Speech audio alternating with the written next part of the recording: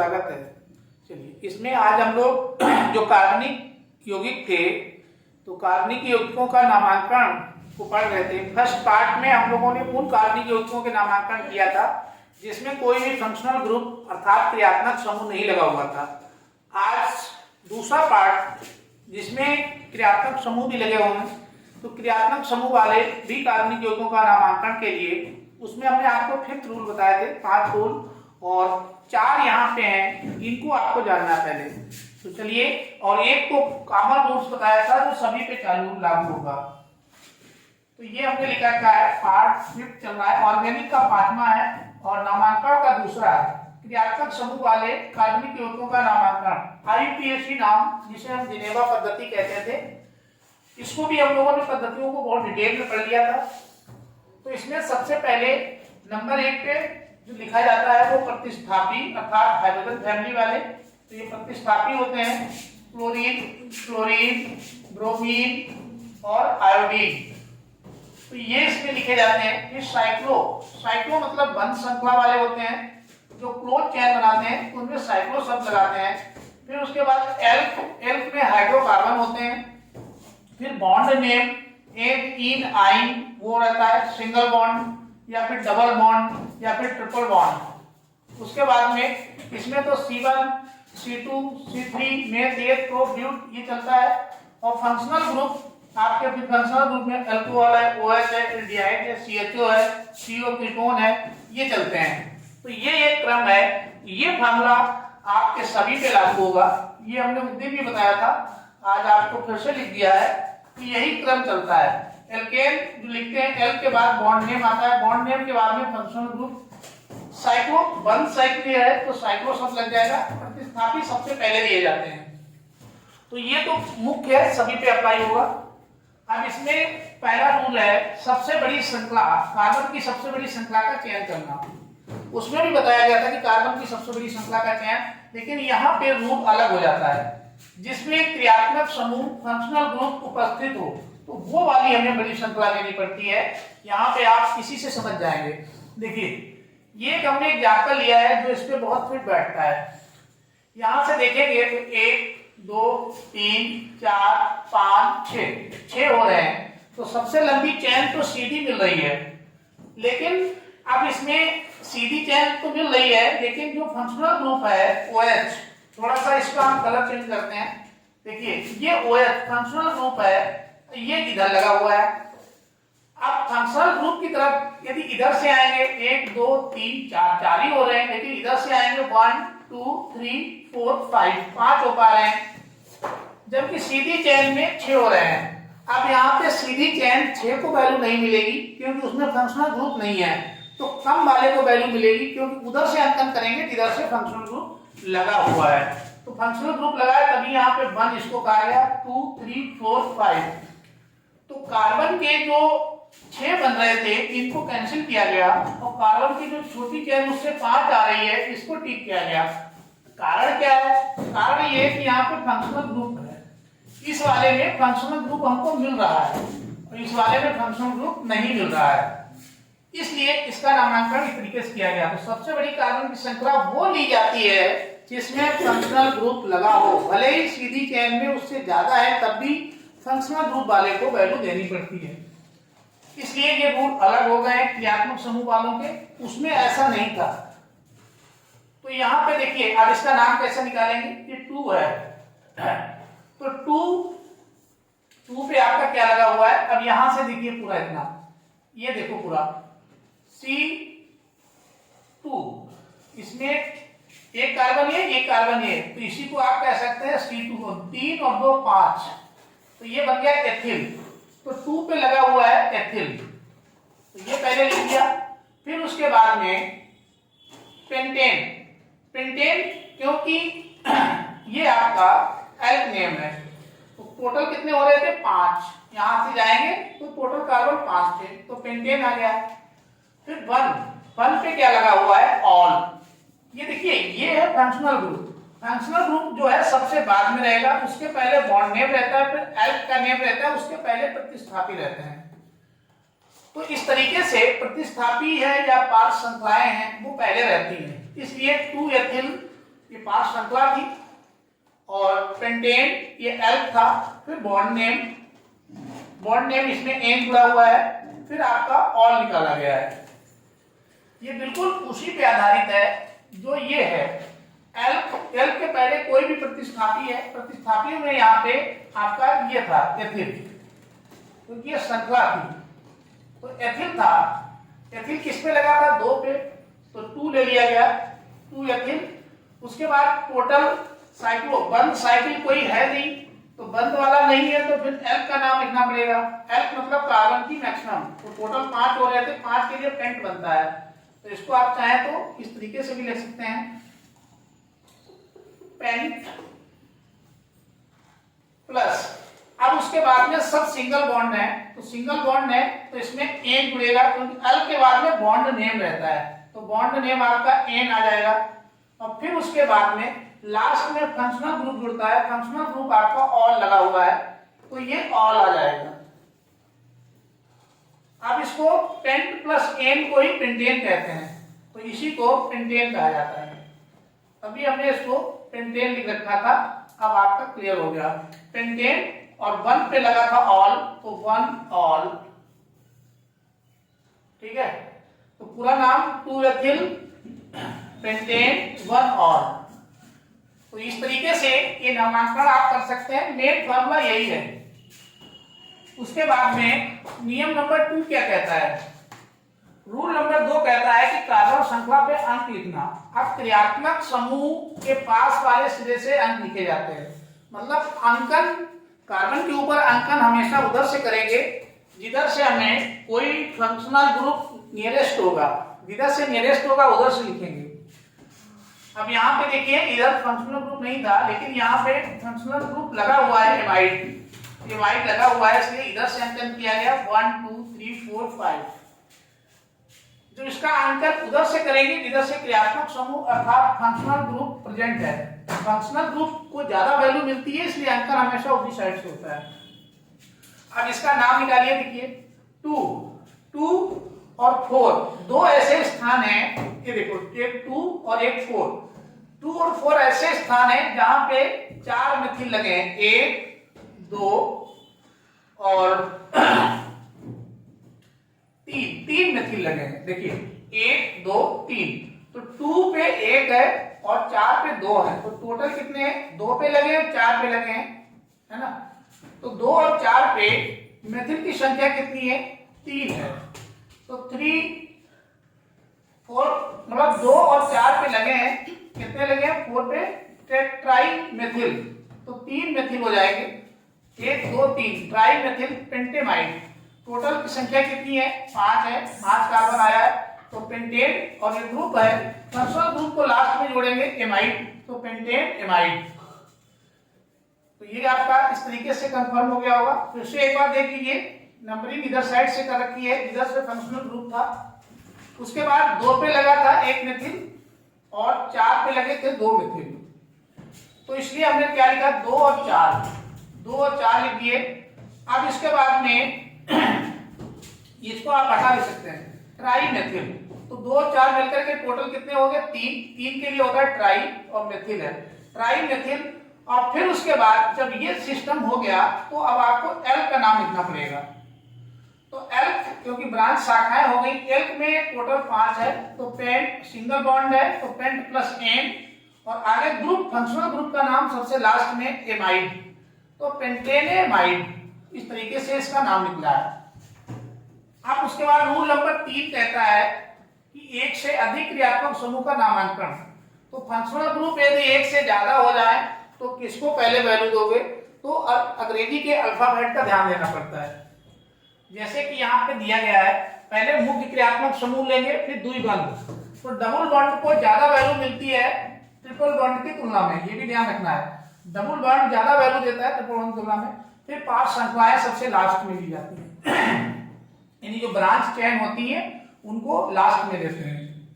क्रियात्मक समूह सबसे पहले रहेगा, यानी फंक्शनल ग्रुप सबसे पहले, उनमें भी अल्फाबेट, फिर उसके बाद डबल बॉन्ड, फिर ट्रिपल बॉन्ड, फिर 5 श्रृंखला यानी ब्रांच चेन। तो ब्रांच चेन आ जाएगी उसके बाद आपकी।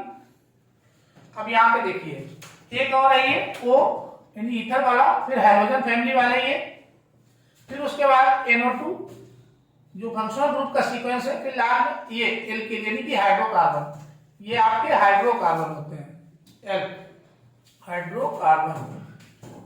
तो इनको हाइड्रोकार्बन को सबसे लास्ट में। एक और क्रम चलता है मेथिल, कार्बन की कम संख्या है तो सबसे ज्यादा वैल्यू, फिर उससे ज्यादा वैल्यू मिलती है डबल वाले को, फिर उससे कम, इस टाइप से ये इनमें भी चेंज होता है। तो ये 3 टाइप के हमने इसीलिए यहाँ पे आपको अटैच किए हैं, इनको विशेष ध्यान देना है क्योंकि ये सीक्वेंस हमें हर जगह अप्लाई करने को रहेगा। तो ये आपको किसको वरीयता मिलेगी ये यहाँ पे लिखा हुआ है। इसमें एक एग्जाम्पल हमने ले रखा है, यहाँ पे उदाहरण सब पे ले लिए हैं जिससे आपको यही हम क्लियर करा सकते हैं। तो इसका नाम निकालेंगे तो फंक्शनल ग्रुप इधर है, उधर ही से अंकन कर देंगे। तो फंक्शनल ग्रुप की तरफ से 1 2 3। अब देखिए सबसे पहले इसमें एल्क नेम लिखेंगे, तो एल्क नेम हमारा प्रोप हो गया। उसके बाद बॉन्ड नेम आता है, तो 2 पे देखिए, ये 2 पे ई डबल बॉन्ड है तो उसके लिए ई 2 ई, और फिर लास्ट में फंक्शनल ग्रुप रखा जाता है तो 1 पे लगा हुआ है ऑल, तो प्रूफ 2 ई 1 ऑल। तो यही आपका वही शब्द ये एल्क हो गया। एल के बाद में फिर आपका बॉन्ड नेम हो गया, और बॉन्ड नेम का बाद में फंक्शनल ग्रुप हो गया। तो देखिए elk name, bond name, elk bond name, फिर फंक्शनल ग्रुप। एल्क मतलब वही मेथ, एथ, प्रोप, ब्यूट, पेंट, यही आपके एल्क नेम आते हैं। तो सीक्वेंस यही मेंटेन रहता है जो ग्रीन वाला है, ज्यादातर तो यही लगता है। अब उसके बाद एक अगला जो नियम है लास्ट में, इसको आप अंतिम रूल समझ सकते हैं, समान स्थिति के प्रतिस्थापकों का नामांकन। जब समान स्थितियों पे हो तब उनका नामांकन कैसे करेंगे। और एक इसमें भी अंग्रेजी वर्णमाला का क्रम चलेगा। यहाँ देखेंगे इसमें तो CH2 CH2 CH2 CH2 ये चला गया, यहाँ पे लगा था क्लोरीन, यहाँ पे लगा था ब्रोमीन। अब किधर से नामांकन करेंगे, तो यहाँ पे अल्फाबेट का क्रम देखेंगे, अंग्रेजी अल्फाबेट। तो क्लोरो पहले आता है या ब्रोमो, तो अल्फाबेट में B पहले आता है, C बाद में आता है। तो इसलिए नंबरिंग इधर से हुई है, क्योंकि जब 2 लगे होंगे समान स्थिति पे तो अल्फाबेट में B पहले आएगा, C बाद में आएगा, तो इसलिए यहाँ से किया गया है। अब देखिए नाम लिखने का तरीका वही है, 1 पे ब्रोमो क्योंकि ये प्रतिस्थापी है, उसके बाद फिर 4 पे लगा हुआ है क्लोरो, और फिर टोटल 4 कार्बन है और सब सिंगल बॉन्ड है, तो ब्यूट plus n butane, 1 chloro 4 1 bromo 4 chloro butane. इस तरीके से नामांकन निकल गया इसका। तो इसका भी वही प्रतिस्थापी था, प्रतिस्थापी 2 थे, क्लोरीन और ब्रोमीन। तो इसमें सबसे ज्यादा वैल्यू मिल गई इसको, ब्रोमीन को अल्फाबेट में, ये पहले आ गया 1 पे, इसलिए इसका नाम पहले दिया गया। फिर उसके बाद 4 पे लगा था क्लोरो, क्योंकि प्रतिस्थापी पहले 1 साइकिल कोई है नहीं। फिर एल्क नेम में आपका ब्यूट आ गया, और फिर बॉन्ड नेम एन है तो ब्यूटेन। समान स्थिति के बदलाव में एक और देखिए, जैसे CH3 CH2 CH2, यहाँ पे ब्रोमीन लगा, यहाँ पे क्लोरीन लगा हुआ है। अब इसमें भी वही बात है, B की वैल्यू पहले मिलेगी अल्फाबेट में, जो पहले आएगा, और ये बाद में आएगा। नंबरिंग किधर से करेंगे, इधर से भी समान स्थिति है, इधर से समान स्थिति है, तो इस टाइप से इसमें आपको नंबरिंग यहां से कर दी है 1 से। तो 3 ब्रोमो, 3 पे ब्रोमो लगा हुआ है, क्योंकि ये पहले वाले पे लगा था, ये दूसरे वाले पे था, तो जो जहां से फंक्शनल ग्रुप नियरेस्ट होगा वहां से चालू करते हैं, इसलिए नंबरिंग इधर से हुई है।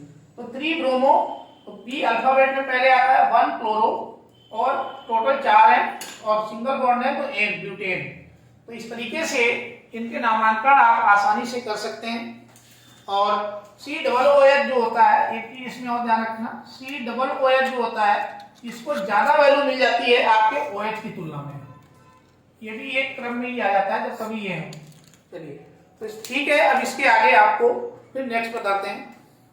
में कार्बन में ही कुछ महत्वपूर्ण और भी डेफिनेशन और परिभाषाएं हैं जिनके बगैर ये कॉन्सेप्ट आपका अधूरा है। उसमें से 2 चीजें बहुत महत्वपूर्ण है, एक तो सजातीय श्रेणी, होमोलोजियस सीरीज अक्सर पूछ दी जाती है, और दूसरा इसमें जो कार्बनिक यौगिक होते हैं, ये 2 इसके मुख्य भाग होते हैं। अब इन 2 मुख्य भागों में से एक भाग जो होता है वो एल्किल मूलक होता है, जिसे R से दर्शाते हैं, दूसरा भाग क्रियात्मक होता है। तो एल्किल मूलक, इनके रेडियो कहते हैं, इनको भी समझना है। तो सबसे पहले इसमें जानते हैं कि ये सजातीय श्रेणी कैसे बनती है। तो देखिए होमोलोजियस सीरीज समान क्रियात्मक समूह, जिसमें क्रियात्मक समूह समान हो वाले कार्बनिक यौगिकों, लेकिन कार्बनिक यौगिकों को उनके कार्बन परमाणुओं की संख्या के बढ़ते क्रम में रखने पर ये श्रेणी बनती है, इसे सजातीय श्रेणी कहते हैं। तो परिभाषा तो बहुत सिंपल है। सजातीय श्रेणी के दो क्रमागत, यदि दो क्रम से सदस्यों को लेंगे तो अणुसूत्रों में सदैव उसके जो अणुसूत्र है, मॉलिक्यूलर फार्मूला है, उसमें CH2 का अंतर आना जरूरी है, तो अंतर होता है। तो यही इसका इंपॉर्टेंट फैक्ट है। मतलब कार्बन एक एक बढ़ता रहता है और हाइड्रोजन दो दो बढ़ते रहते हैं। इसका मतलब ये है कि एक एक कार्बन कंटिन्यू बढ़ेगा, बढ़ता हुआ क्रम, और दो हाइड्रोजन बढ़ते हैं। एक कार्बन पे दो हाइड्रोजन बढ़ रहे हो, ऐसी कोई भी सीरीज हो तो समझ लेना वो सजातीय श्रेणी है, होमोलोजियस सीरीज है। देखिए एक कार्बन है, चार हाइड्रोजन है, नाम क्या निकलेगा? मेथेन। तो ये मेथेन हो गया। अब इसमें दो कार्बन, एक कार्बन बढ़ाया और एक कार्बन पे दो हाइड्रोजन बढ़ते हैं, तो चार की जगह 6 हो गया, तो ये हो गया एथेन। मेथेन के बाद एथेन आ गया। फिर एक कार्बन बढ़ाया, 6 थे, दो हाइड्रोजन बढ़ा लिए, तो ये प्रोपेन, प्रोपेन, फिर ये ब्यूटेन, ब्यूटेन, ऐसे पेंटेन। इसी तरीके से आप आगे बढ़ा सकते हैं। तो 4 है, 4 की जगह 5 कर लीजिए, और हाइड्रोजन जो है 10 थे, 10 में दो हाइड्रोजन बढ़ाइए, तो ये आपके कितने हो जाएंगे? 12 हो जाएंगे। ये 12 हो जाएंगे, तो ये हो जाएगा आपका पेंटेन। तो इस तरीके से एक कार्बन और दो हाइड्रोजन का जो बढ़ने का क्रम है, तो दो परमाणुओं के बीच कहीं पर भी अंतर देखेंगे, चाहे इसके बीच में अंतर देखिए, चाहे इनके बीच में, चाहे इनके बीच में, क्रम कागज कहीं पर भी, तो एक कार्बन और दो हाइड्रोजन का अंतर मिलेगा। ऐसी सभी श्रेणियों को केमिस्ट्री में सजातीय श्रेणी, होमोलोजियस सीरीज कहा जाता है। तो ये तो इसका पहला एग्जांपल। दूसरा देख लिए, CH3OH एल्कोहल ग्रुप लगा दिया है, लेकिन आपको इससे मतलब नहीं है, आपका एक कार्बन बढ़ना चाहिए, दो हाइड्रोजन। तो देखिए एक कार्बन बढ़ाया गया, दो हो गए, और हाइड्रोजन 3 थे, 3 की जगह 5 हो गए। तो यहां से आप समझ सकते हैं एक बड़ा है इसमें और दो बड़े हैं इसमें, तो एक कार्बन दो हाइड्रोजन बढ़ रहे हैं। ऐसे यहां देखिए 2 की जगह 3 हो गया, 5 की जगह 7 हो गया, ये भी दो बढ़ गए। तो ये सब आपका मेथिल एल्कोहल, इसका नाम क्या है? Methyl alcohol, methyl alcohol. ये आपका एथिल एल्कोहल, एथिल एल्कोहल, ऐसे सबके। ये आपको प्रोपिल एल्कोहल, ब्यूटेनॉल, ब्यूटेनॉल या मेथिल एल्कोहल, तो इस टाइप से इसके नाम निकल आते हैं। अब अगला इसमें जो सबसे महत्वपूर्ण एक चीज और होती है, ये तो आपने समझ लिया होगा कि CH2 का यदि अंतर है तो वो सजातीय श्रेणी होगी। अब इसमें कार्बनिक यौगिक जो होते हैं वो प्रायः दो भागों से मिलकर बनते हैं। कौन कौन से? एक जो उसका प्रथम भाग होता है, तो प्रथम भाग को हम लोग एल्किल मूलक या एल्किल समूह कहते हैं, और जो उसका दूसरा भाग आगे वाला होता है, ये वाला, इसको क्रियात्मक समूह या फंक्शनल ग्रुप कहते हैं। यही हमारा फंक्शनल ग्रुप है। और ये R का मतलब कार्बन और हाइड्रोजन, इसमें कार्बन और हाइड्रोजन रहते हैं। हाइड्रोकार्बन को ही R से लिखा जाता है, तो एल्किल मूलक होते हैं। ठीक है। अब इसमें एल्किल मूलक क्या होते हैं? तो एल्किल मूलक का जो सामान्य सूत्र है, एक तो आप सामान्य सूत्र याद कर लीजिए इसका। ये देखिए इसका सामान्य सूत्र का CnH2n+1। जो एल्केन का था उसमें से यहाँ एल्केन में 2 हुआ करता था, इसमें एक हाइड्रोजन को हटा दिया जाता है, तो जहां n कार्बन परमाणुओं की संख्या है। संतृप्त हाइड्रोकार्बन, संतृप्त हाइड्रोकार्बन उन्हें कहा जाता है जिसमें केवल हाइड्रोजन, कार्बन की चारों संयोजकताएं हाइड्रोजन से पूरी होती हैं, वो संतृप्त। और जिसमें डबल बॉन्ड या ट्रिपल बॉन्ड से पूरा किया जाता है, वो असंतृप्त हाइड्रोकार्बन कहलाते हैं। तो संतृप्त हाइड्रोकार्बन के अणु में से एक हाइड्रोजन परमाणु कम कर दिया जाता है। तो हाइड्रोजन का एक परमाणु कम करने से एल्किल मूलक बनता है, प्राप्त होता है। जैसे देखिए इसमें CH4 होना चाहिए था, क्योंकि कार्बन की 4 वैलेंसी होती, 4 हाइड्रोजन लगती हैं, तो बनता था मेथेन। एक कम कर दिया तो मेथिल हो गया, ला शब्द आ जाएगा, मेथिल। ऐसे एथिल एक कम हो गया, तो 6 होने चाहिए थे, एक हाइड्रोजन घटाने से। और सबसे बड़ी चीज है, जो ये एल्किल मूलक होता है, ये जो हमारा हाइड्रोकार्बन यौगिक बनते हैं, उनके भौतिक गुणों को दिखाता है। ये फिजिकल नेचर को दिखाएगा, कितना हार्ड है, कैसा कलर है, कितनी डेंसिटी है, तो ये सब भौतिक गुणों को दर्शाते हैं।